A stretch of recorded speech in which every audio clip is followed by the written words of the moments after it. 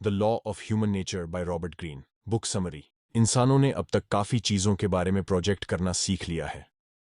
मौसम का पता हम लगा लेते हैं, कंपनी में कितना लॉस या प्रॉफिट होगा, शेयर मार्केट के बारे में, बहुत सारी चीजों के बारे में हम पता लगाते ही रहते हैं, सीखते ही रहते हैं।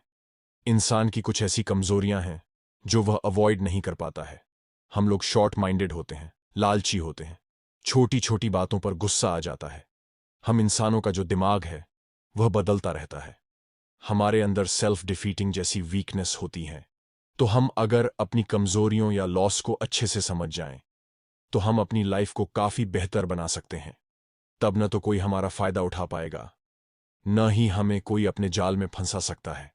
कई बार हमारी खुद की कमजोरियां मुसीबत में डाल देती हैं, लेकिन हम अगर अपनी कमजोरियों पर काबू पा लेते हैं तो हम खुद को एक बेहतर इंसान बना सकते हैं, एक बेहतर लाइफ को एंजॉय कर सकते हैं। किसी भी इंसान को देखकर हम ये राय बनाने लगते हैं कि वह इंसान कैसा है, क्या सोच रहा है। जब हम किसी को समझने की कोशिश करते हैं तो हम अक्सर बहुत बड़ी गलती करते हैं। वो गलती यह होती है कि हम जैसे होते हैं वैसे ही दूसरे लोगों समझते हैं। एक चोर को सभी लोग चोर जैसे ही दिखते हैं, एक झूठे इंसान को सभी लोग झूठे ही लगते हैं। उसी तरह एक इनोसेंट इंसान को सभी लोग अच्छे लगते हैं। बिल्कुल इसी तरह ही हम जैसे होते हैं हम दूसरे के बारे में वैसे ही सोचते हैं। आगे हम इसी बारे में जानेंगे कि कैसे हम लोगों को समझ सके। इसको समझने के लिए हम रॉबर्ट ग्रीन की लिखी हुई लॉ ऑफ ह्यूमन नेचर की मदद लेंगे।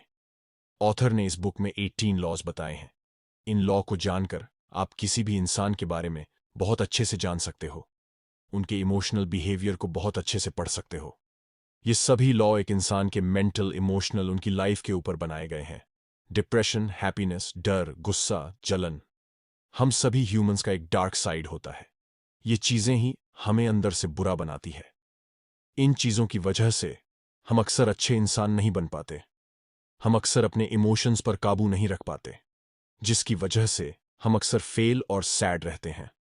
इसीलिए ऑथर ने अपने इमोशंस को जीतने के लिए हमें फर्स्ट लॉ बताया है, लॉ ऑफ इरेशनैलिटी।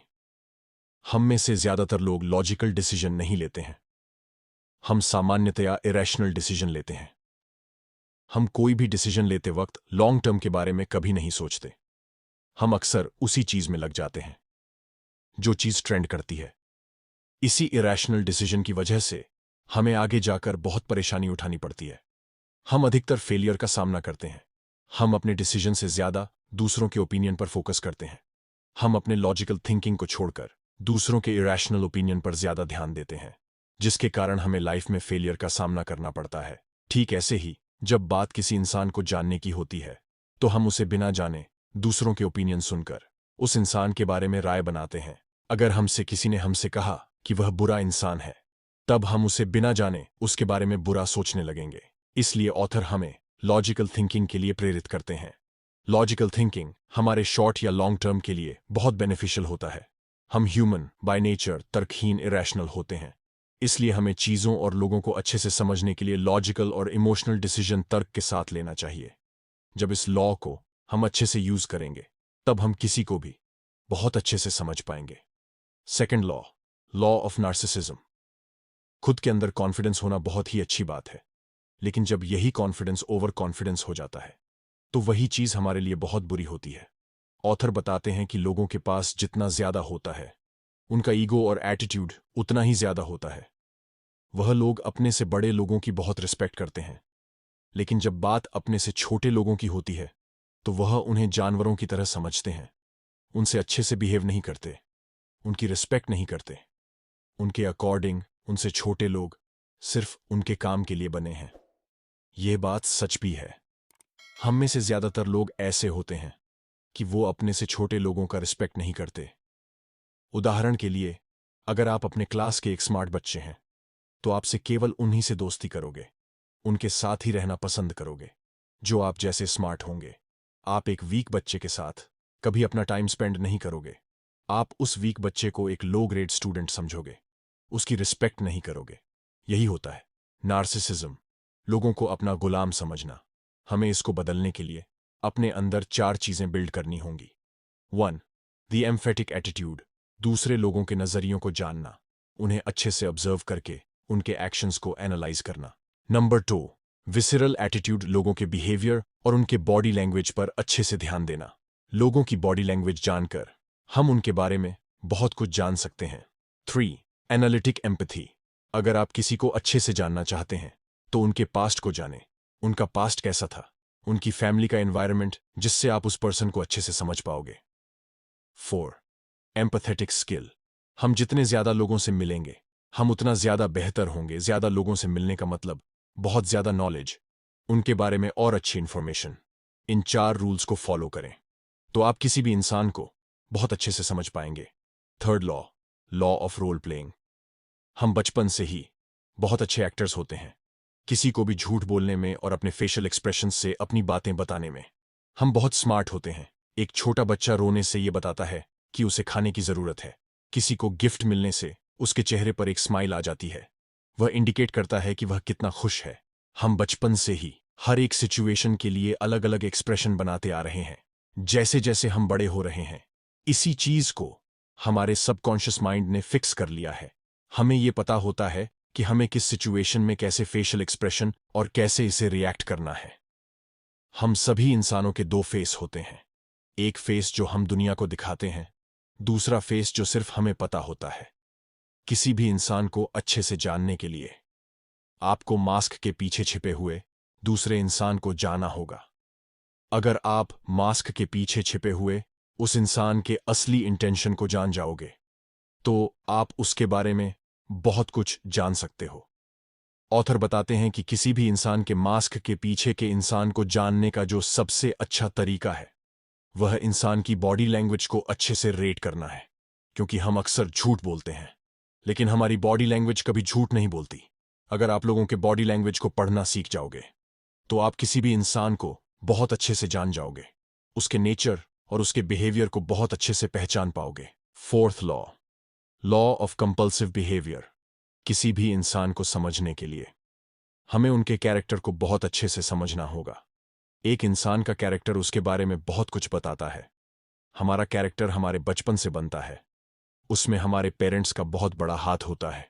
एक अच्छा कैरेक्टर अच्छी पेरेंटिंग, नॉलेज, मेंटोर और भी बहुत कुछ से बनता है। हम जितना अच्छा, जितना ज्यादा सीखेंगे हमारे लिए वह उतना ही अच्छा होगा।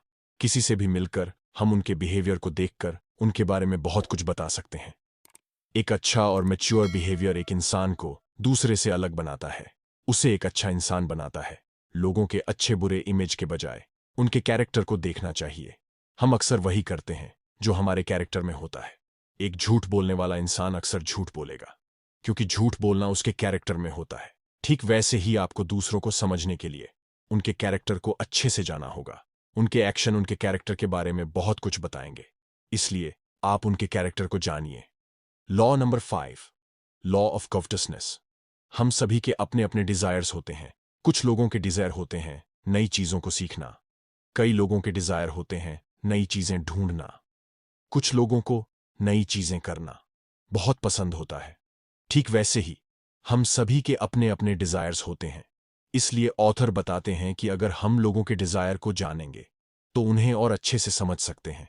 एक अच्छे इंसान के अच्छे ही डिजायर होंगे जबकि एक बुरे इंसान के बुरे डिजायर होंगे। जब आपको लोगों के बुरे डिजायर के बारे में पता लगे तो आप उनसे दूरी बना लें, यह चीजें आपके लिए बहुत अच्छी होंगी। आज हम अपने आसपास जितनी भी अच्छी और बुरी चीजें देखते हैं वह सब हमारे ही डिजायर की वजह से हैं। माइक्रोसॉफ्ट और एप्पल जैसी कंपनी भी किसी का डिजायर था, इसी वजह से वह आज बन पाई है। ये सभी चीजें आपके काम तभी आएंगी जब आप ज्यादा से ज्यादा लोगों से बातें करेंगे, उन्हें अच्छे से ऑब्जर्व करोगे।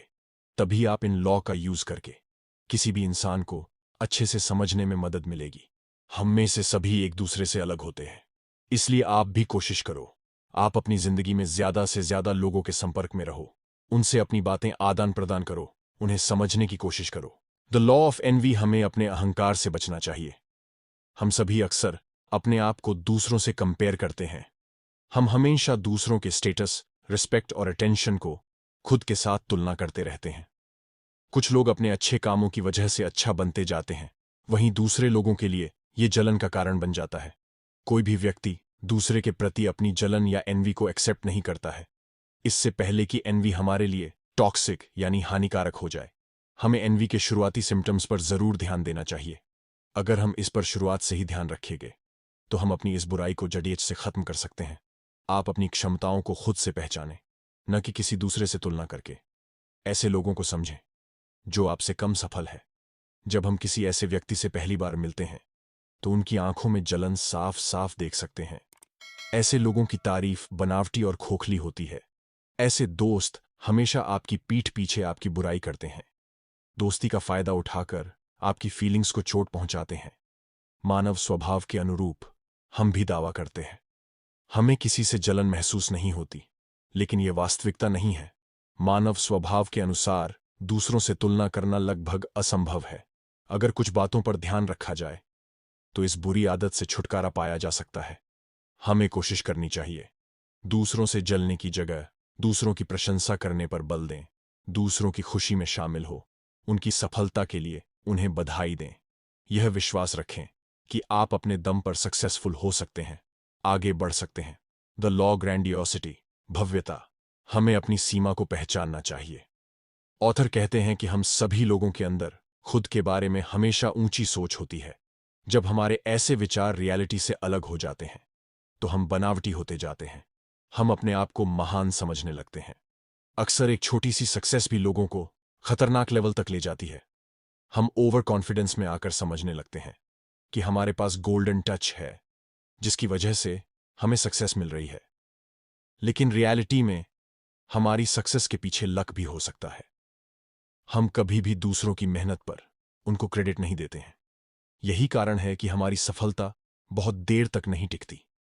हमें अपने प्लान की सफलता पर जरूरत से ज्यादा विश्वास होना, क्रिटिसिज्म या आलोचना होने पर गुस्सा आना, किसी भी तरह के अधिकार को नापसंद करना एक दिखावटी इंसान की पहचान है। इसे मूल रूप से खत्म करने के लिए रियल होकर सोचना चाहिए। हमें अपनी सक्सेस को कभी भी अपनी ग्रेटनेस नहीं समझना चाहिए। एक दिखावटी इंसान जिसमें टैलेंट और एनर्जी होती है, वह लीडर तो हो सकता है, लेकिन वह स्वयं व दूसरों के लिए खतरनाक भी हो सकता है। दिखावटी इंसान कभी भी वास्तविक होकर नहीं सोचते। वह ऐसे सोचते हैं जैसे महान होना उनकी किस्मत में लिखा है। ग्रैंडियोसिटी यानी बड़ा बनने की इच्छा एक ऐसी एनर्जी है जो हम सभी में होती है। यह हमारे पास जो है उससे अधिक पाने के लिए और अपनी पहचान बनाने के लिए हमें इनकरेज करती है। समस्या ग्रैंडियोसिटी की एनर्जी में नहीं है, समस्या उसमें है कि हम इसे किस तरह से यूज करते हैं। हमें इस एनर्जी का इस्तेमाल अपनी प्रॉब्लम्स को सॉल्व करने में करना चाहिए, अपनी रिलेशनशिप को बेहतर बनाने में करना चाहिए, न कि खुद को दूसरों से ऊंचा दिखाने में करना चाहिए। The law of death denial, अपनी मृत्यु को ध्यान में रखें। हम में से ज्यादातर लोग अपनी मौत के विचार को अवॉइड करते हैं, मौत की बात सोचकर डर जाते हैं, लेकिन इसकी जगह मौत की सच्चाई हमेशा हमारे दिमाग में होनी चाहिए। यह लाइफ एक दिन खत्म हो जाएगी, इसकी समझ ही हमारी जिंदगी को एक पर्पस देती है, अपने गोल्स की तरफ काम करने का एहसास दिलाती है। यह हमें इस बात की समझ देती है हमारी छोटी सी जिंदगी में क्या मायने रखता है और क्या नहीं। कुछ लोग दूसरों से अपने को अलग करके महान महसूस करते हैं, लेकिन हमें देखना चाहिए सबकी मौत होती है। यह सच्चाई हम सभी को समान बनाती है। ज्यादातर इंसानों के लिए मौत एक डरावनी चीज है। हम केवल मौत से जुड़े दुख और दर्द को देख पाते हैं, लेकिन हमें जरूरत है कि हम लाइफ की इस सच्चाई को एक्सेप्ट करें। इस अपॉर्चुनिटी का उपयोग कुछ नया सीखने और खुद को मजबूत बनाने में करें।